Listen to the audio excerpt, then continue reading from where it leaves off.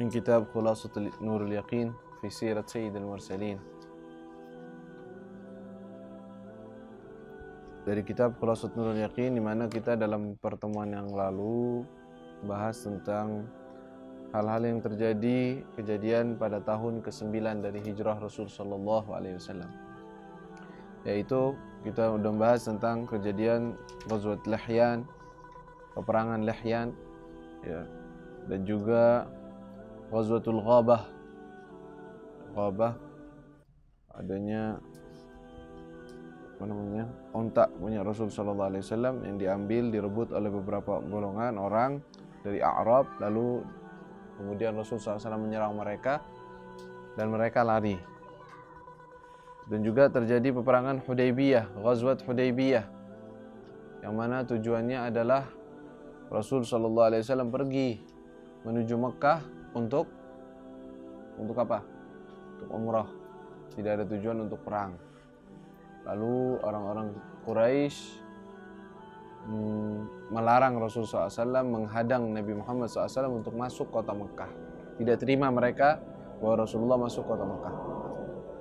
Sehingga terjadi nanti ada Sulhul Hudaybiyah, nanti akan kita baca bersama-sama. Lalu terjadi juga, yaitu kejadiannya adalah Islamnya seorang bernama Thumamah bin Uthalah. Thumamah bin Uthalah, salah satu pembesar Bani Hanif yang dari Yamamah, ya.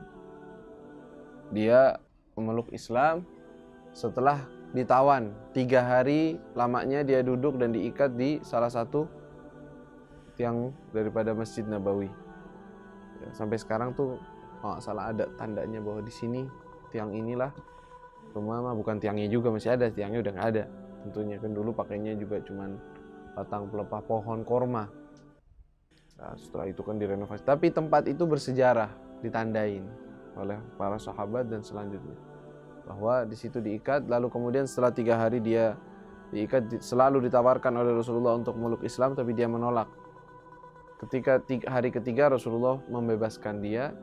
Setelah dia bebas, keluar sebentar, dia balik lagi dan mengucap kedua kalimat syahadah dan menjadi orang muslim yang sejati, yang tabah. Dan dia juga punya menghalangi daripada atau mengatakan kepada orang-orang Quraisy bahwa tidak akan dipasok, dikirim, ya, barang dari Yamamah, pokoknya nggak boleh, ya. Setelah itu orang Quraisy mereka datang ke Rasul SAW untuk meminta agar tetap dibiarkan pasokan makanannya dikirim dan dibeli dari sana, ya. Kemudian setelah yang pembahasan yang lalu tentang Ghazwat Hudaybiyah, sekarang kita akan bahas tentang Ghazwat Hudaybiyah juga dan Bai'atul Ridwan. Ghazwat Hudaybiyah dan Bai'atul Ridwan kita udah bahas ya kemarin juga. Penyebab daripada peperangan Hudaybiyah itu kenapa, ya. Dan kemudian sampai daripada Sayyidina Utsman bin Affan diutus oleh Rasulullah bersama beberapa orang untuk kemana? Ke kota, ke Mekah, untuk menjelaskan kepada mereka biar diizinkan masuk ke kota Mekah, bahwa Rasulullah tidak datang untuk perang dan meminta izin masuk. Ternyata mereka malah menawan Sayyidina Utsman, artinya tidak dibiarkan dia kembali kepada Rasulullah. Dan tersebar berita bahwa Sayyidina Utsman ini dibunuh. Maka kemudian setelah mereka mendengar, Rasul dan para sahabat mendengar bahwa Sayyidina Utsman dibunuh, atau ada kabar bahwa Sayyidina Utsman terbunuh, maka Rasul SAW mengumpulkan mereka. Untuk apa Rasulullah mengumpulkan mereka? Untuk bai'ah. Ambil bai'ah. Bai'ah itu artinya apa? Bai'ah artinya perjanjian, ya kan? Bai'ah. Untuk apa? Untuk mereka siap untuk berperang dan tidak akan mundur. Mana kita dijelaskan kenapa kok dibaiat sih sahabat? Sedangkan mereka kan sahabat Nabi. Masa sih mereka nggak siap untuk perang bersama Nabi?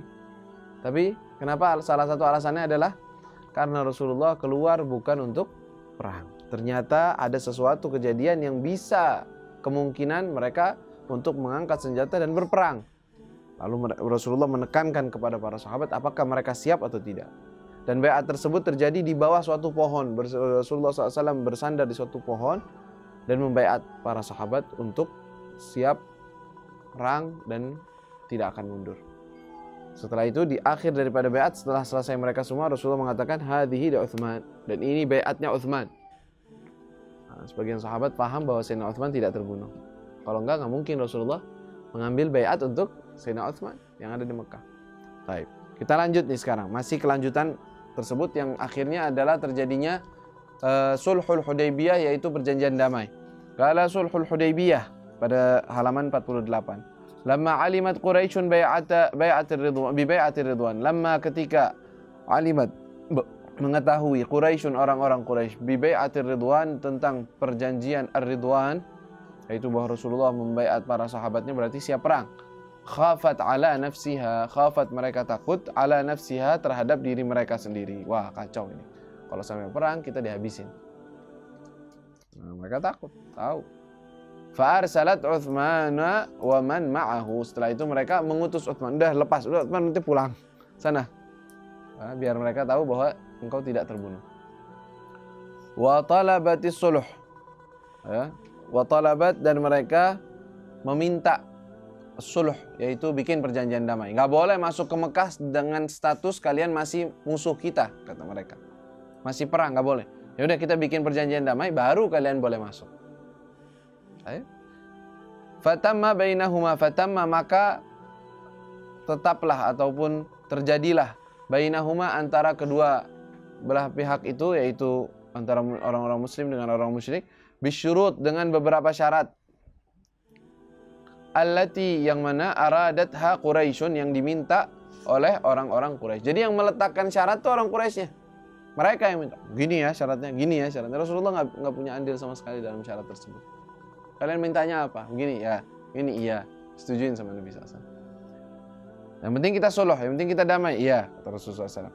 Ya, ala lisani rasuliha, dengan lisan ataupun dengan perantara rasuliha, yaitu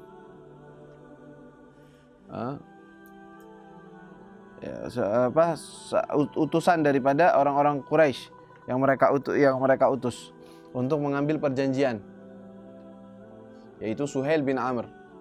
Suhail bin Amr, dia yang diutus sebagai utusan untuk membuat perjanjian dengan Nabi Shallallahu Alaihi Wasallam.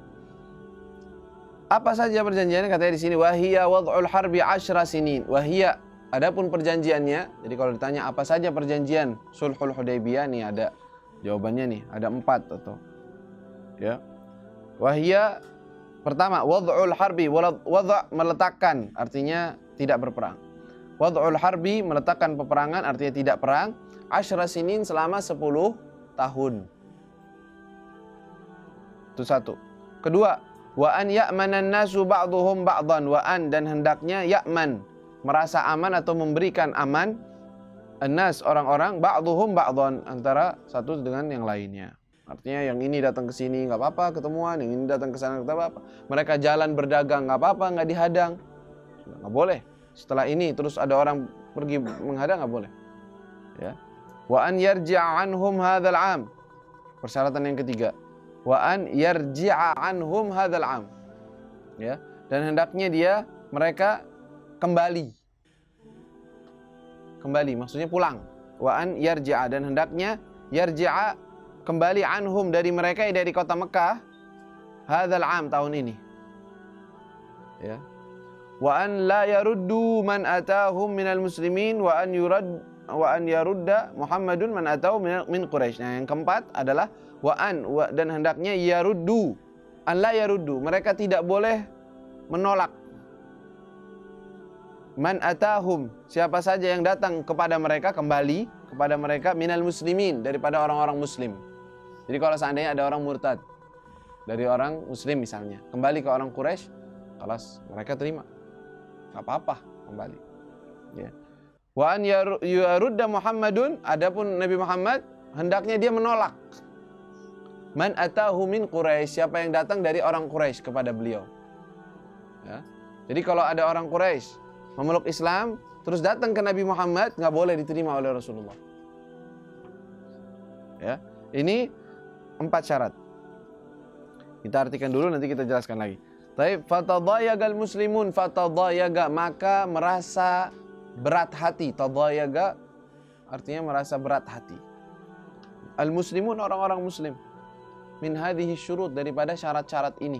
Karena berat sebelah syaratnya. Berat sebelah artinya lebih memihak kepada orang musyrik daripada mereka. Wala siyama man'ihim, wala siyama, apalagi daripada syarat yang memberatkan mereka, man'ihim, dilarangnya mereka, minat tawaf, daripada melakukan tawaf, bil bait, pada Ka'bah. Wa fi ruju'ihi alaihi salatu wassalam, dan di saat ruju'ihi, kembalinya beliau alaihi salatu wassalam, yaitu Nabi Muhammad SAW, minal Hudaybiyah, dari Hudaybiyah, nazalat, turun, alaihi, kepada beliau, suratul Fath, ya, suratul Fath. Fafarihal muslimun, maka gembiralah orang-orang, fafariha, maka bergembira, al-muslimun, orang-orang muslim, bibushra, dengan kabar gembira, fathi Makkah, terbukanya kota Mekah. Fa'alimu, dan mereka mengetahui, annahum, bahwa mereka, la budda, pasti, an yadkhuluha, mereka akan memasukinya, kota Mekah, aminin, dengan keadaan aman. Muhalliqina ru'usahum, dan mereka akan mencukur kepala mereka, artinya berumrah, melakukan umrah.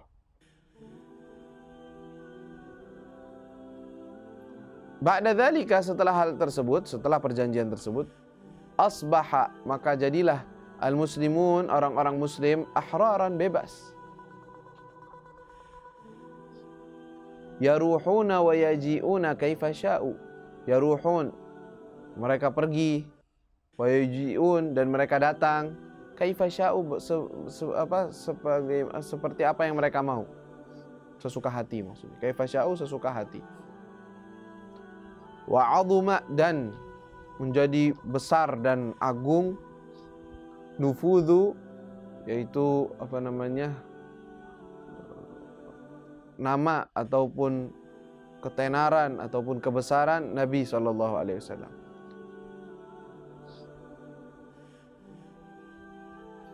Wa kataba, dan beliau menulis, ila mulukid dual, kepada raja-raja, ila muluk, pada raja-raja dual, yaitu negara-negara, al-mujawirah, yang bertetanggaan, li biladil Arab, daripada negeri Arab. Yad'uhum ilal Islam, beliau mengajak mereka, yad'uhum, mengajak mereka, ilal Islam, kepada Islam. Faminhum man aslam, sebagian dari mereka, faminhum, dari mereka, man aslama, ada yang memeluk Islam. Kan Najasyi, seperti Raja Najasyi. Malik al-Habasyah, rajanya negeri Habasyah. Waminhum, dan sebagian dari mereka, man radda, yang menolak, raddan jamilan, dengan penolakan yang baik. Kahiragal, seperti Hirakl, ya, Hirakl, Kaisar Rum, yaitu raja orang Romawi. Kaisar Rum, yaitu raja orang Romawi. Wal Muqawqis, dan seorang yang bernama Muqawqis, hakim Misra, yaitu seorang hakimnya kota Misra, kota Mesir, negeri Mesir.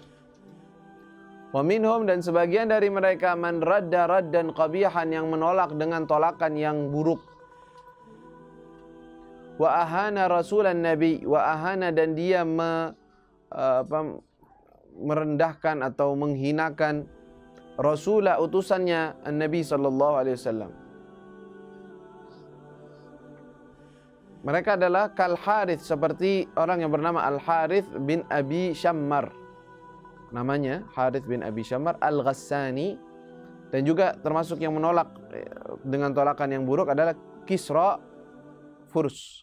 Kisra itu raja Persia,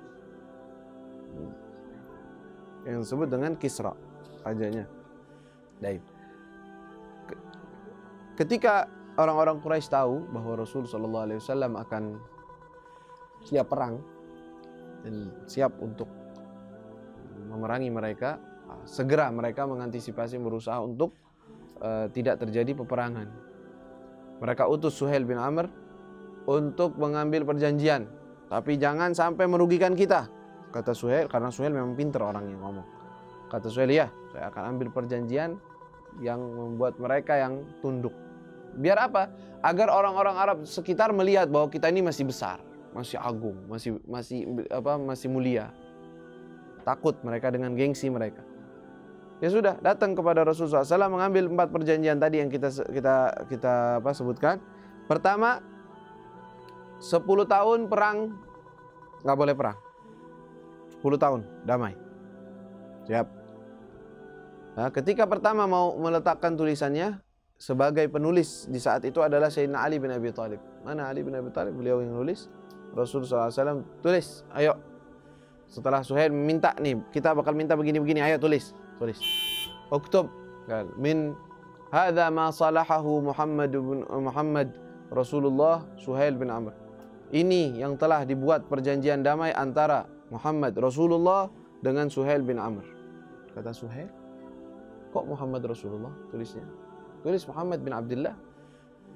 Kalau seandainya kami tahu engkau Rasulullah, kami tidak akan memerangimu. Hapus. Kata Sayyidina Rasul, hapus ya wahai Ali, tulisan Rasulullah. Kala la amsahu abadan, kata Sayyidina Ali, nggak mungkin, engkau Rasulullah, kenapa nak hapus?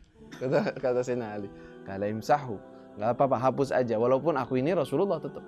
Nah, akhirnya Rasulullah SAW, bahkan Rasulullah sendiri yang mana tulisannya ditunjukkan di situ, Rasulullah yang menghapusnya dengan air agar dihapus tulisannya. Terus pertama dimulai tulisannya, uktub Bismillahirrahmanirrahim. Kata Suhail, nggak bisa Bismillahirrahmanirrahim, kita nggak tahu tuh cara tulis seperti itu. Uktub Bismikallahumma. Biasa mereka begitu cara nulisnya. Ya sudah, tulis Bismikallah. Ikutin dah. Nah, ini suluhnya. Apa yang pertama? Perang 10 tahun. Sudah, 10 tahun. Yang kedua, hendaknya orang-orang merasa aman di antara satu dengan yang lain. Yang ketiga, yaitu yang ketiga, wa yarja'anhum hadzal 'am. Yang penting tahun ini nggak boleh masuk Mekah. Tahun ini, sekarang nih mereka udah siap nih. Udah, harusnya kan perjanjian damai, ya udah masuk, ya kan gitu. Enggak. Kalau mau perjanjian damai, kalian boleh masuk tahun depan. Bukan sekarang. Sekarang pulang. Rasulullah tulis, kita kembali di tahun depan. Terus apa lagi katanya? Kalau ada orang dari kalian ingin kembali kepada kita, jangan ditolak, biarin, boleh pulang ke kita, jangan ditawan. Oh ya udah. Baik, apa lagi katanya? Yang memeluk yang adapun engkau harus menolak siapapun dari orang Quraisy yang datang kepada engkau setelah perjanjian ini, kecuali kalau ada izin dari walinya. Kecuali ada izin dari walinya. Jadi kalau ada orang meluk Islam atau lari dari orang Muslim yang ada di Mekah, lari ke Nabi, Nabi tidak bisa memberikan dia tempat. Nggak boleh, pulangin. Ya, penting jangan jangan diberikan tempat aja. Nggak harus dikembalikan ke kota Makkah, nggak. Yang penting nggak usah dikasih tempat. Rasulullah siap. Ya sudah. Orang kalau lihat ini perjanjian begini, nggak adil. Apa yang membuat Rasulullah SAW mau menerima ini? Kok bisa? Padahal ini perjanjian secara kasat mata kita lihat nggak adil, sama sekali nggak adil. Pertama suruh balik, kedua orang yang datang dari mereka diterima. Kalau Rasulullah ke Rasul ditolak, gimana ini? Dan yang paling beratkan mereka adalah suruh pulang tahun itu. Setelah udah selesai. Ya, setelah kejadian itu tidak lama Abu Jandal anaknya Suhail bin Amr itu terikat di situ, diikat oleh ayahnya. Dia tertawan. Ketika lihat bahwa Rasulullah datang ini, dia berusaha untuk keluar, kabur dia dari tempat yang ditawan oleh ayahnya. Kabur. Lari dia berusaha menuju ke Rasulullah SAW. Alhamdulillah udah lepas. Tahu-taunya di depannya dia ada ayahnya dia lagi ngambil perjanjian sama Nabi, baru tanda tangan perjanjian. Selesai. Dia baru muncul nih. Suhail. Katanya Suhail bin Amr bilang, Abu Jandal, nah ini anak saya nih. Yang pertama dibalikin dia. Ya Rasulullah, saya udah capek. Diikat terus udah berapa tahun. Dari semenjak kalian hijrah, ana diikat dari semenjak masuk Islam. Begitu keadaannya. Sengsara. Sekarang ana udah pulang, apakah saya diizinkan balik? Kata Rasulullah, sudah, kita ada perjanjian, nggak bisa. Tapi tenang aja, nanti Allah SWT akan bukakan untuk kalian jalan. Nanti sekarang balik, nggak bisa. akhirnya balik, ikut lagi. Ya. Akhirnya seperti itu. Setelah kejadian itu, Rasul SAW mengatakan kepada para sahabat, ayo tahallalu. Udah, kalian kan datangnya pakai ihram, baju ihram. Harus berniatan untuk sudah, karena nggak bisa melakukan umrah, tahallul, potong rambut, pakai bajunya yang biasa, udah. Dan sembelih hewan-hewannya dan bagikan. Rasulullah suruh mereka, nggak ada yang gerak, nunggu. Rasulullah ngerasa aneh, kok bisa mereka nggak begitu, nggak cepet. Biasanya disuruh langsung. Nah, kenapa? Karena mereka masih nunggu. Rasulullah juga belum nyukur, belum potong rambut. Kata mereka barangkali turun wahyu dari Allah SWT bahwa kita masih bisa masuk. Nanti dulu tunggu. Nah, dari mereka masih ngarep. Rasulullah bingung, ini kenapa mereka tidak. Ketika masuk Rasulullah agak, kenapa nih? Mereka nggak ada yang mau nurut omonganku, nggak bersegera. Kata istrinya yang ada di situ, ya Rasulullah, mereka tuh masih menanti, masih ada mengharap sesuatu. Masih dalam hati mereka ada harapan, barangkali bisa masuk. Kalau engkau ingin mereka patuh, langsung, pertama engkau perlihatkan bahwa engkau telah mencukur rambut. Oh begitu. Terus udah, ayo mulai. Panggil, mana tukang cukur di sini? Cukur rambut Nabi. Mereka lihat Rasulullah cukur, langsung semuanya saling cukur dah. Ayo, sama Rasulullah SAW. Setelah itu, yang paling merasa berat, semuanya merasa berat, apalagi Sayyidina Umar bin Khattab. Nah, orangnya nggak bisa nahan sesuatu di hatinya, langsung dia datang kepada Rasulullah SAW. Ya Rasulullah, alasna ala haq. Ya Rasulullah, alasta Rasulullah. Nanyanya begitu lagi. Rasulullah, bukankah engkau Rasulullah? Kata Rasulullah, nah, iya, aku Rasulullah. Kalau bukankah engkau sudah bilang bahwa kita akan masuk ke kota Mekah dan kita akan tawaf dan kita akan sa'i? Bukankah itu benar? Iya, kata Rasulullah. Iya, itu benar. Awa qultu laka hadzal 'am ya Umar? Apakah saya bilang bahwa tahun ini wahai Umar? Nah, bukan tahun ini ya, nggak bilang sih. Khalas balik. Masih ngerutu. Datang ke Sayyidina Abu Bakar begitu juga. Ya Abu Bakar, ya Abu Bakar, alaisa huwa Rasulullah? Bukankah dia Rasulullah? Iya. Wahai hak ya Umar, kenapa ente ragu? Nah, bukankah dia udah bilang kita bakal masuk ke kota Mekah dan kita akan tawaf?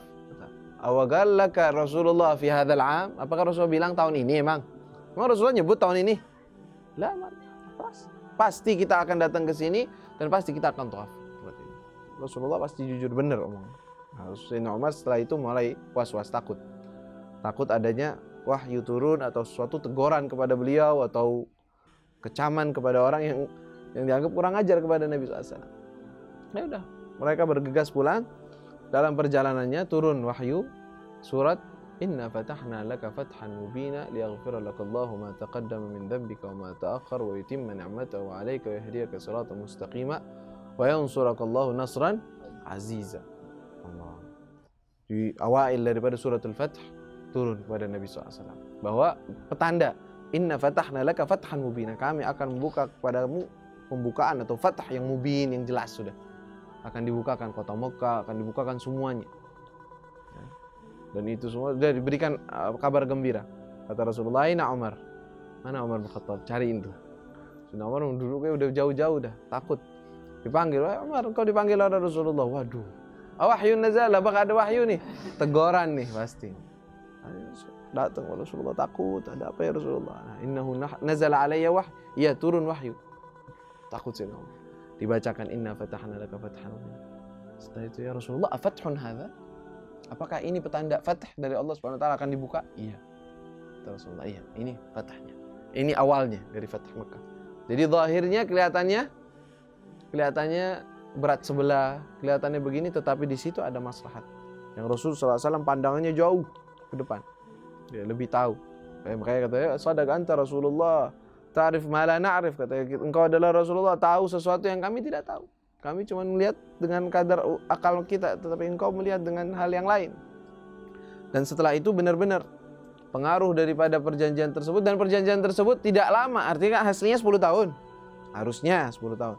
Tetapi dari golongan Quraisy, yaitu beberapa kabilah yang ikut serta dalam perjanjian tersebut, artinya mereka bilang bahwa kami dari Quraisy. Yang satu lagi ada kabilah ikut dengan Nabi Muhammad SAW.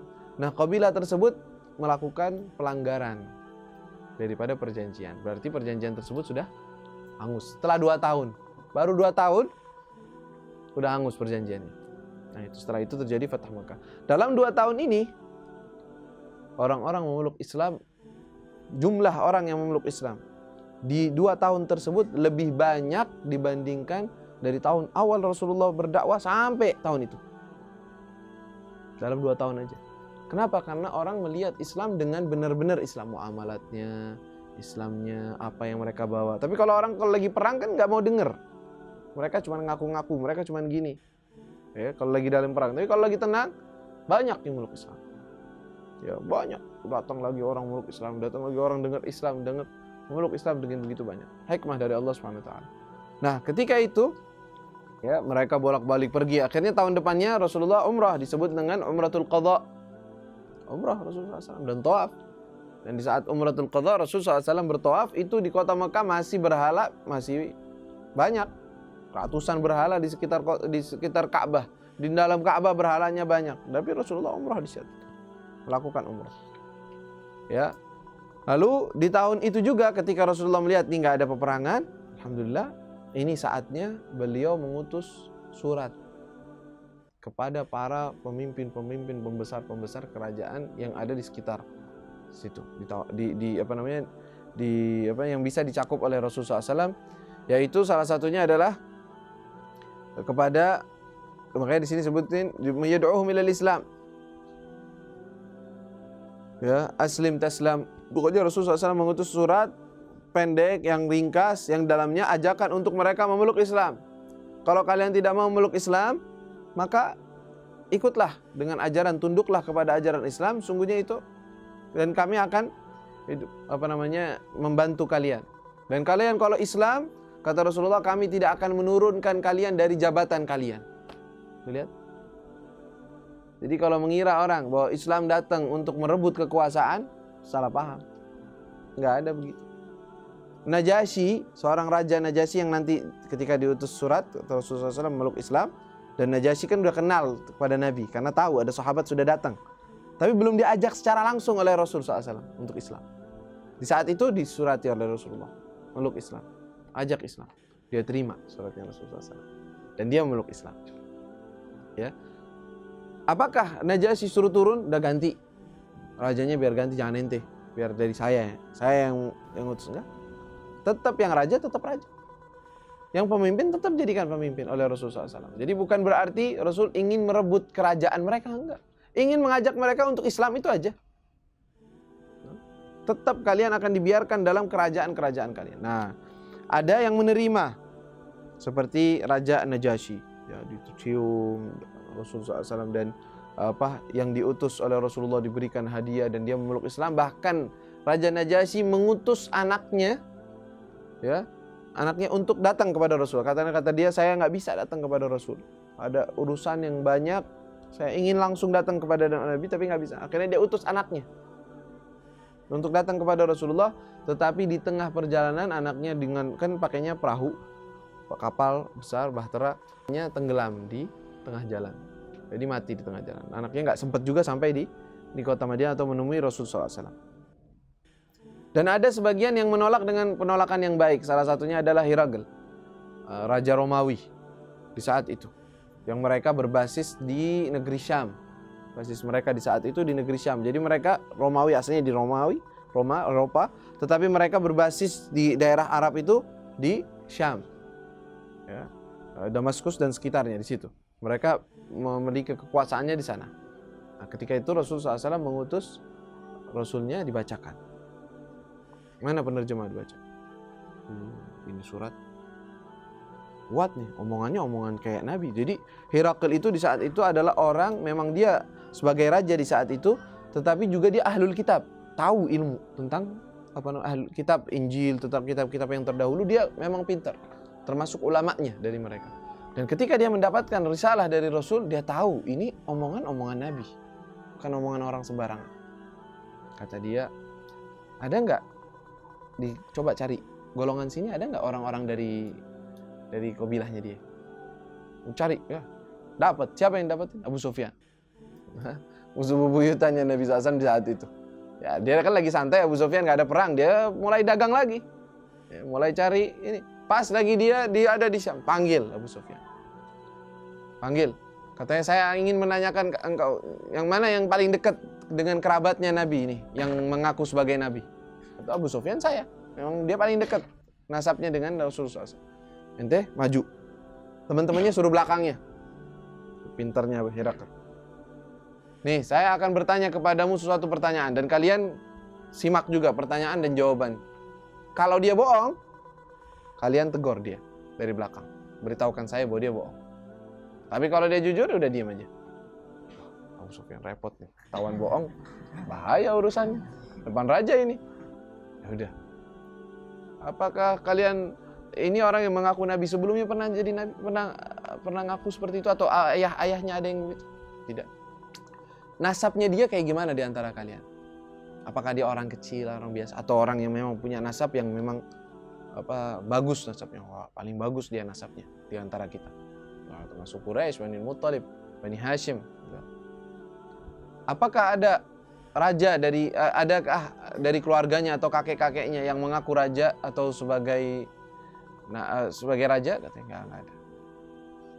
Apa yang dia ajak kepada kalian? Dia ngajak apa kepada kalian?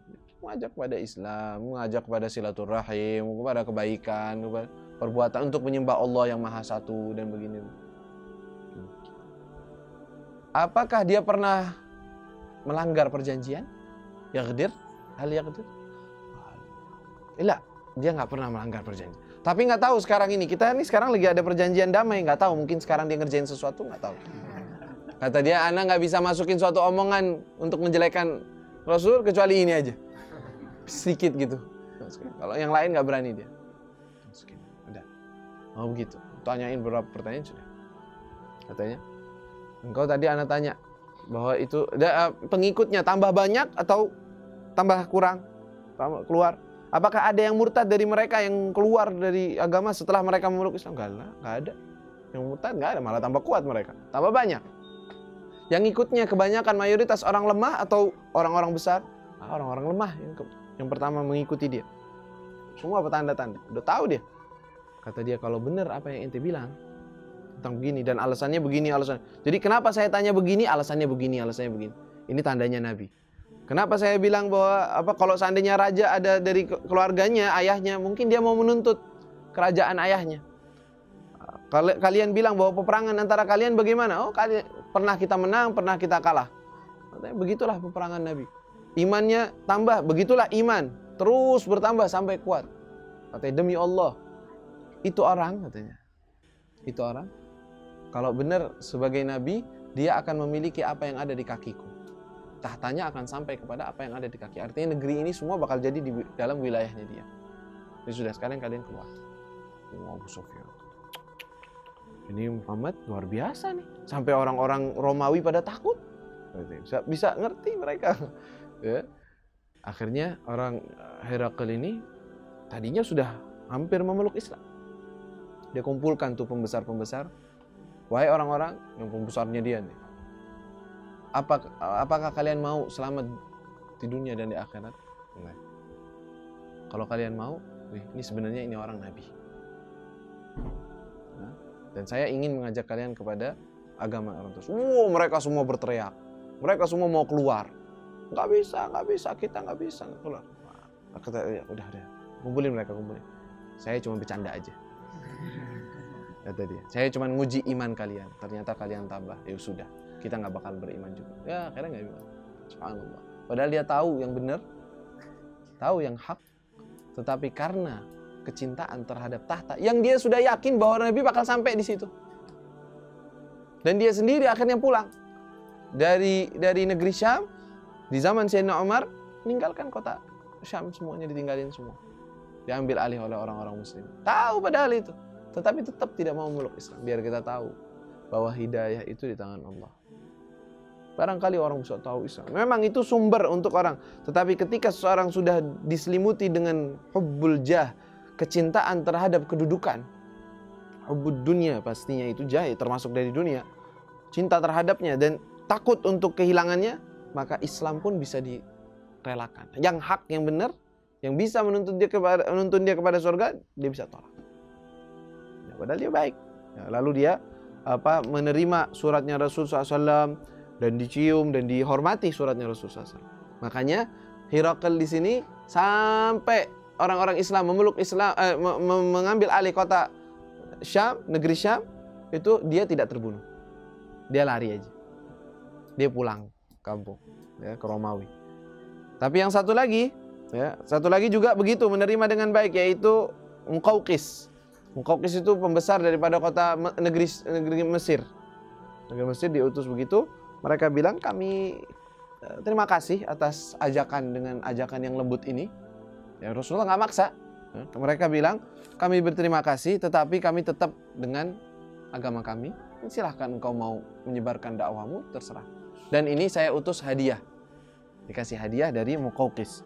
Yaitu diberikannya, salah satu hadiahnya adalah ada minyak wangi, dan juga ada 2 daripada jariyah, budak sahaya, perempuan 2.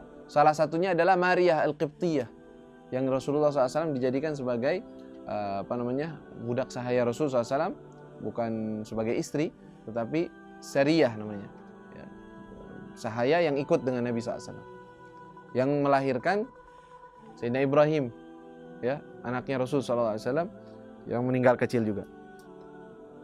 Itu juga dia menerima, dan tetap kerajaannya aman sampai masuk Islam ke negeri Mesir. Tetapi ada juga yang menolak dengan penolakan yang kasar kepada, ketika dia baca pertama, siapa itu? Kisra, ya, Raja Kisra atau disebut kaisarnya orang orang Persia. Mereka ini penyembah Majus, ya, penyembah api. Ketika dia baca, mana? Ini siapa? Ada yang ngutus surat. Siapa? Orang ngaku nabi dari negeri Arab. Orang Arab. Orang-orang pembantu kita. Orang-orang rendahan. Apa suratnya? Dibaca, min Muhammad bin Abdullah Rasulullah ila azimi Kisra. Azimir Rum Kisra. Kata dia, kurang ajar ini orang. Mendahulukan namanya dari nama saya. Siapa dia? Nggak sempat dibaca, dirobek-robek suratnya Rasulullah SAW. Dan utusannya mau dipancung, mau dibunuh. Ketika kabar itu sampai kepada Rasulullah SAW, ya Rasulullah, yang fulan menerima, yang ini merobek-robek suratmu ya Rasulullah. Kal muzziga mulkuh, kata Nabi SAW. Akan terrobek-robek juga kerajaan dia. Nah, setelah itu, gak lama, setiap saat ada yang saling. Terus apa dia? Nggak cukup begitu. Utus 2 orang datang ke sana. Datengin tuh orang ke sini. Yang ngaku nabi itu suruh datang ke sini kepada Rasulullah SAW. Datang utusannya sampai kepada Rasulullah. Di dalam riwayat mereka dengan kumis yang tebal, tidak berjenggot, dicukur. Mereka begitu. Sampai Rasulullah SAW kariha mandarhum, nggak suka melihat mereka. Kata Rasulullah, man amarakum bihadza? Siapa yang nyuruh kalian pakai penampilan kalian begini? Katanya Tuhan kami, yaitu rajanya kami. Katanya lakin Rabbi amarani bi'ifa'il lihyati wa qussis syarib. Kalau Tuhanku nggak nyuruh begitu, sebaliknya, kata Rasulullah SAW. Akhirnya katanya, kalian datang ke sini mau apa? Oh, kami disuruh utusan, engkau sekarang harus ikut kepada kami. Kalau engkau tidak mau ikut dengan kami, maka kami akan mengutus pasukan kami dan menghabiskan engkau dengan semua pengikutmu. Tenang aja, duduk sini, dijamu. Besoknya Rasulullah datang kepada mereka. Nih, kalian datang mau menjemput saya? Gak usah, sekalian kalian pulang aja. Kenapa? Tuhanku telah membunuh Tuhanmu. Tuhanku telah membunuh Tuhanmu. Sudah mati. Rajanya ente mati sekarang dan sudah ganti. Dibunuh oleh anaknya sendiri dengan secara diam-diam. Anaknya atau kerabatnya. Artinya biar digulingkan tahtanya. Adanya penggulingkan tahta, dia dibunuh dan dia yang ngaku raja setelahnya. Nanti pulang aja sekarang. Gak ada gunanya. Itu juga ngambil saya juga gak ada gunanya. Pulang aja. Pulang mereka, bener, catat kapan matinya, kapan sebabnya apa, semua udah tahu dia. Itu Rasul, berarti itu bener tuh orang bisa tahu bahwa raja kita mati. Dan setelah itu kaisar udah setiap berapa tahun mati satu, mati lagi. Yang ini bunuh yang ini sampai habis semuanya, Sampai datang di masa Sayyidina Umar, nggak ada lagi raja, nggak ada keturunan Kisra sama sekali kecuali perempuan. Nggak ada lagi. Yang tersisa siapa? Satu aja perempuan. Udah satu perempuan. Ternyata mereka cari-cari, dapetin ada satu sisa anak pelarian. Jadi rajanya pernah menikah dengan budak sahayanya, dia melahirkan anak laki-laki, karena takut dibunuh itu anaknya, mereka lari. Karena kalau laki-laki bahaya kan, bisa mewarisi tahta. Mereka bunuh-bunuhin. Akhirnya itu yang dilantik jadi raja terakhir katanya. Saya dikasih ujung kerajaan yang sudah habis. Akhirnya habis kerajaannya semuanya. Tidak ada nama, sampai sekarang nggak ada Kisra. Habis. Ya. Tapi Romawi masih ada. Bahkan setelah bertahun-tahun masih mereka ada. Karena mereka menghormati Nabi SAW. Lihat. Ya, jadi ini kejadian yang terjadi pada tahun ke-6 setelah Sulhul Hudaybiyah. Setelah Sulhul Hudaybiyah terjadinya seperti itu. Nanti kita akan lanjutkan lagi tahun ke-7 dan yang lainnya. Wallahu taala a'lam.